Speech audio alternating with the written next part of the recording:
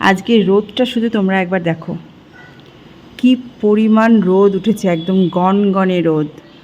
আর এটা কিন্তু আমার উঠানের দৃশ্য।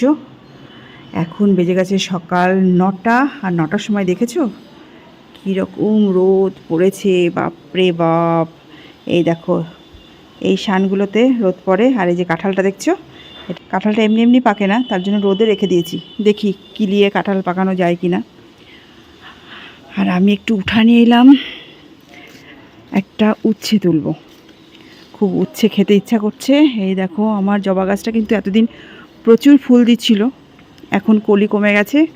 এই যে আজকে একটা ফুটেছে, যাই হোক ফুটেছে তো। আর এই দেখো নয়নতারা গাছে কত ফুল ফুটেছে দেখো। আর এই যে তোমাদেরকে এর আগে দেখিয়েছিলাম, এই হলো আমার মাচা, উচ্ছের মাচা। এটা মাটির উপরে দেখো প্রচুর নারকেলের ডালপালা রেখে দিয়েছি যাতে উচ্ছে গাছ উঠতে পারে। আর দেখো উচ্ছে গাছ কিন্তু উঠে পড়েছে এবং উচ্ছে ধরতে শুরু করে দিয়েছে। দেখো আমার উচ্ছে গাছ দেখেছো কত সুন্দর হয়েছে, মানে হচ্ছে এখনও।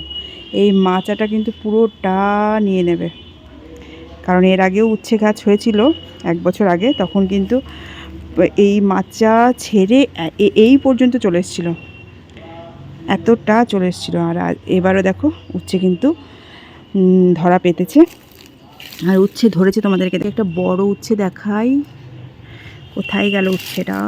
এই দেখো, এই দেখো, দেখো কত বড় উচ্ছে হয়েছে, দেখেছো আমার কাছে? এই উচ্ছেটা আজকে আমি তুলবো, সেই জন্যই এলাম, কারণ উচ্ছেটা নইলে বুড়ো হয়ে যাবে।